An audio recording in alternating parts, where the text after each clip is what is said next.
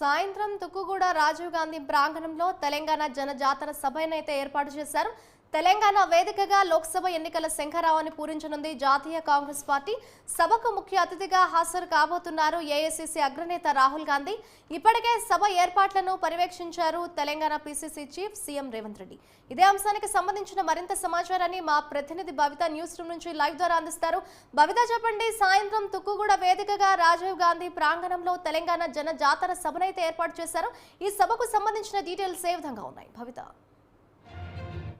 భారీ బహిరంగ సభ తుక్కుగూడ వేదికగా నిర్వహించబోతుంది. ఈ సభకు ఇప్పటికే అధికారులంతా సర్వం సిద్ధం చేశారు. ఈ సభకు సంబంధించి ఇప్పటికే పలు దఫాలుగా ఇటు సీఎం రేవంత్ రెడ్డితో పాటు డిప్యూటీ సీఎం మిగతా మంత్రులందరూ కూడా పర్యవేక్షిస్తున్నారు. నిన్న తాజాగా జిల్లా ఇన్ఛార్జ్ అయినటువంటి మంత్రి అయినటువంటి శ్రీధర్ బాబు కూడా అక్కడ పరిస్థితులను పర్యవేక్షించారు. అయితే ముఖ్యంగా ఇప్పటికే సాయంత్రం జరగబోయే సభకు మొత్తం ఏర్పాట్లు కూడా కంప్లీట్ చేశారు. అక్కడికి దాదాపుగా 10 లక్షల జన సమీకరణతో ఈ సభ నిర్వహించబోతున్నారు. గతంలో ఏదైతే అసెంబ్లీ ఎన్నికల సందర్భంలో ఈ సభా వేదిక ద్వారానే మేనిఫెస్టో 6 గ్యారంటీలకు సంబంధించిన మేనిఫెస్టో కూడా విడుదల చేశారు. అక్కడ అచ్చొచ్చినటువంటి ఈ సభ రెండోసారి కూడా లోక్సభ ఎన్నికలకు సంబంధించి మరోసారి జాతీయ మేనిఫెస్టో కూడా విడుదల చేయడానికి రంగం సిద్ధం చేసుకుంది కాంగ్రెస్ పార్టీ. ముఖ్యంగా గత అసెంబ్లీ ఎన్నికల్లో సెప్టెంబర్ 17న తల్లి సోనియా గాంధీ చేతుల మీదుగా 6 గ్యారంటీలకు సంబంధించి మేనిఫెస్టో అయితే విడుదల చేశారు. అక్కడ మేనిఫెస్టో విడుదల చేసిన సందర్భంగా అక్కడి నుంచే ఎన్నికల శంఖారావం కూడా పూరించిన సందర్భం ఉంది. అయితే అక్కడి నుంచే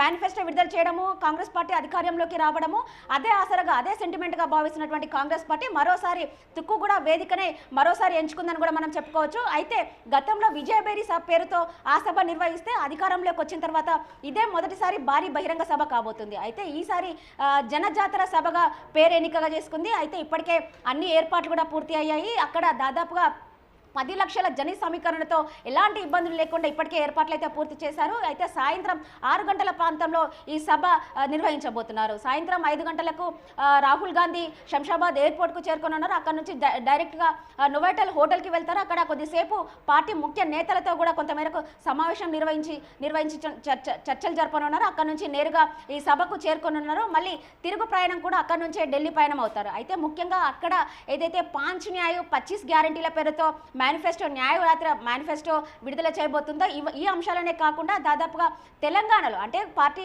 అధికారంలోకి వస్తే తెలంగాణకు ఏం చేస్తుందనే అంశాలను కూడా ఇందులో పొందుపరిచినట్టుగా తెలుస్తుంది. ఈ 23 అంశాలను కూడా ఈరోజు సభా వేదికగా మరోసారి విడుదల చేసే ప్రక్రియ అయితే కొనసాగుతుంది. ముఖ్యంగా వీటికి సంబంధించి ఏదైతే మేనిఫెస్టోలో పొందుపరిచిన అంశాలే కాకుండా చాలా అంశాలను 23 అంశాలను అయితే ఈ మేనిఫెస్టో ద్వారా మరోసారి విడుదల చేయనున్నారు. అందులో ముఖ్యంగా ఏదైతే ఏపీ పునర్వ్యవస్థీకరణ చట్టం ప్రకారం ఉన్నటువంటి అంశాలు ఏవైతే ఉన్నాయో, కాజీపేటలో రైల్వే కోచ్ ఫ్యాక్టరీ కావచ్చు, బయారం ఉక్కు ఫ్యాక్టరీ కావచ్చు, Hyderabad Indian institute of management కావచ్చు, హైదరాబాద్ విజయవాడ హైవే పక్కన ఉన్నటువంటి వేగవంతమైన రైల్వే వ్యవస్థ కావచ్చు, మైనింగ్ విశ్వవిద్యాలయం కావచ్చు. అంతేకాకుండా భద్రాచలం చుట్టుపక్కల ఉన్న 5 ముంపు గ్రామాలు ఏవైతే ఉన్నాయో అవి కూడా మరోసారి తెలంగాణలో కలిపే యోచనలో పార్టీ భావిస్తున్నట్టుగా తెలుస్తుంది. అంతేకాకుండా హైదరాబాద్లో నీతి ఆయోగ్ ప్రాంతీయ కార్యాలయం ఓపెన్ చేసే దిశలో పయనిస్తుంది. అంతేకాకుండా 4 కొత్త విమానాశ్రయాలతో పాటు రామగుండం మనుగురు రైల్వే లైన్, కొత్త సైనిక్ పాఠశాలలతో పాటు కేంద్రీయ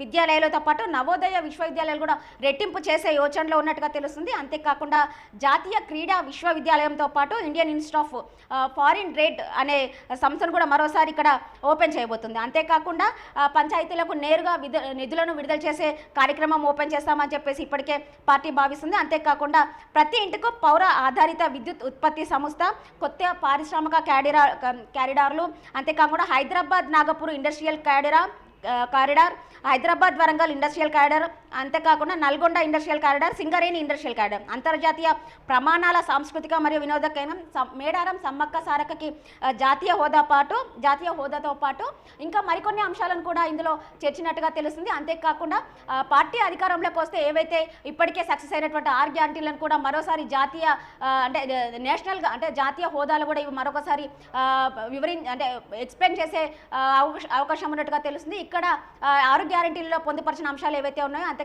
మహిళలకు ఉచిత ప్రయాణం కావచ్చు, ఏదైతే సిలిండర్ 450 రూపాయలకే కావచ్చు, ఇంకా మహిళలకు కాంగ్రెస్ పార్టీ వస్తే మహిళలకు నేరుగా సహాయం చేసే యోచనలో సంవత్సరానికి 1 లక్ష రూపాయలు కావచ్చు, ఇట్లా చాలా అంశాలను కూడా ఈ మేనిఫెస్టోలో పొందుపరిచినట్టుగా తెలుస్తుంది. అయితే ఇప్పటికే కాంగ్రెస్ పార్టీ అయితే మొత్తం సభకు సంబంధించినటువంటి అన్ని ఏర్పాట్లు అయితే పూర్తి చేసింది. ప్రస్తుతం ఉష్ణోగ్రతలు ఎక్కువగా ఉన్న నేపథ్యంలో వచ్చేటువంటి కార్యకర్తలు కావచ్చు, వచ్చినటువంటి ప్రజలు కావచ్చు, ఎలాంటి ఇబ్బందులు తలెత్తకుండా అక్కడ అన్ని ఏర్పాట్లు చేసింది. అంటే డ్రింకింగ్ ఫెసిలిటీ కావచ్చు, మజ్జిగ కావచ్చు, అంటే ఇక్కడ ఉన్నటువంటి జనజాతర సభకు వచ్చేటువంటి వ్యక్తులకు ఎలాంటి ఇబ్బందులు కలగకుండా అయితే ఇప్పటికే పూర్తి ఏర్పాట్లు చేసింది. మొత్తంగా దాదాపుగా 10 లక్షలకు పైగా జనాలను వచ్చేందుకు జన సమీకరణ ఉండే విధంగా అక్కడ భారీ ఏర్పాట్లు అయితే చేసింది. ఏదైతే 119 నియోజకవర్గాల వారిగా ఇప్పటికే కోఆర్డినేట్లతో పాటు డిస్టిక్ ఇన్ఛార్జీలు ఎవరైతే ఉన్నారో వాళ్ళ నియోజకవర్గాల జన సమీకరణ కుదిర్చేందుకు ఇప్పటికే PCC chief CM Revanth Reddy వాళ్ళకు ఆదేశాలు కూడా జారీ చేశారు.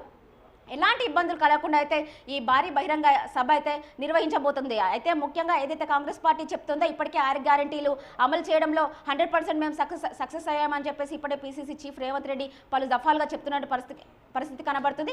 అదే రిఫరెండంగా తీసుకొని లోక్సభ ఎన్నికల్లో కూడా ప్రచార పర్వం మేము మొదలు పెట్టబోతున్నామని చెప్పేసి ఇప్పటికే చెప్తున్న పరిస్థితి కనబడుతుంది. ఖచ్చితంగా డబుల్ డిజిట్ టార్గెట్గా పెట్టుకొని లోక్సభ ఎన్నికలు నిర్వహించే దిశలో కాంగ్రెస్ పార్టీ పావులు కదుపుతుందని చెప్పుకోవచ్చు. ఇప్పటికే దాదాపుగా ఇతర పార్టీల నుంచి కూడా అందరినీ జాయిన్ చేసే ప్రక్రియలో అంటే పార్టీలో చేర్చుకునే అంశంపైన కూడా భారీగా దృష్టి పెట్టిందని మనం చెప్పుకోవచ్చు. అయితే ఇప్పటికే చాలా మంది బీఆర్ఎస్ నేతలు కూడా ఖచ్చితంగా కాంగ్రెస్ పార్టీ డబుల్ డిజిట్ తెలంగాణలో కొట్టాలి అని చెప్పేసి ఇప్పటికే భావిస్తున్న నేపథ్యంలో అందరినీ ఆపరేషన్ ఆకర్ష్ దిశలో కాంగ్రెస్ పార్టీ వైపే చూసే విధంగా పయనిస్తుందనే మనం చెప్పుకోవాలి. అండ్ భవిత, ఈ సభ గురించి కావచ్చు, సభ ఏర్పాట్లకు సంబంధించి తెలంగాణ కాంగ్రెస్ నేతలు ఏమంటున్నారు? ఖచ్చితంగా ఏదైతే గత అసెంబ్లీ ఎన్నికల్లో తుక్కుగూడ సభ వేదికగానే పార్టీ 6 గ్యారెంటీలను ఏదైతే అమల్లోకి తీసుకొచ్చిందో 6 గ్యారెంటీల మేనిఫెస్టో విడుదల చేసిందో ఇప్పుడే 6 గ్యారెంటీల మేనిఫెస్టో అక్కడ నుంచి విడుదల చేయడము తుక్కుగూడ ఒక సెంటిమెంట్గా భావిస్తున్న నేపథ్యంలో ఈసారి కూడా అక్కడి నుంచే మేనిఫెస్టోను విడుదల చేయాలనే క్రమంలో అక్కడే జన సమీకరణ కుదిర్చే విధంగా అన్నిటికీ అనువైన ప్రాంతం అని కూడా ఇప్పటికే పార్టీ కార్యకర్తలు భావిస్తున్న నేపథ్యంలో ఇప్పటికే ఏదైతే ఏఐసీసీ అగ్రనేతలైనటువంటి రాహుల్ గాంధీ వచ్చి కూడా అంటే దేశవ్యాప్తంగా ఉన్నటువంటి మేనిఫెస్టోను తెలంగాణ గడ్డ మీద విడుదల చేయడం అనేది కూడా పార్టీలో ఉన్నటువంటి శ్రేణులకు కొత్త ఉత్సాహాన్ని నింపే విధంగా ఉంటుందనే ఉద్దేశంతోనే పార్టీ కార్యకర్తలు కూడా భావిస్తున్నట్టుగా తెలుస్తుంది. అయితే దేశవ్యాప్తంగా ఉన్నటువంటి మేనిఫెస్టోను తెలుగులో ఈరోజు ఇక్కడ విడుదల చేసే యోచనలో ఉన్న నేపథ్యంలో ఇక్కడ ఉన్న పార్టీ శ్రేణులంతా కూడా ఖచ్చితంగా గెలిపే దిశగా పనిచేయాలని చెప్పేసి ఇప్పటికే పార్టీ అధికారులందరూ కూడా భావిస్తున్నారు. అంతేకాకుండా దేశవ్యాప్తంగా గత 10 సంవత్సరాలుగా అధికారం కోల్పోయినటువంటి కాంగ్రెస్ పార్టీ ఇటు తెలంగాణ కావచ్చు, అటు కాంగ్రెస్ కర్ణాటక కావచ్చు, ఈ 2 రాష్ట్రాలలో కూడా కాంగ్రెస్ పార్టీ అధికారంలోకి వచ్చిన తర్వాత కొంత ఊపునిచ్చిందని మనం చెప్పుకోవాలి. అయితే ఈ లోక్సభ ఎన్నికలకు సంబంధించి కూడా ఇటు కర్ణాటక కావచ్చు, తెలంగాణ ఈ 2 రాష్ట్రాలలో అధిక సీట్ల మెజారిటీ గెలిపే లక్ష్యంగా పనిచేయాలని చెప్పేసి ఇప్పటికే వాళ్ళు భావిస్తున్న నేపథ్యం అయితే కనబడుతుంది. Right, thank you Bhavitha.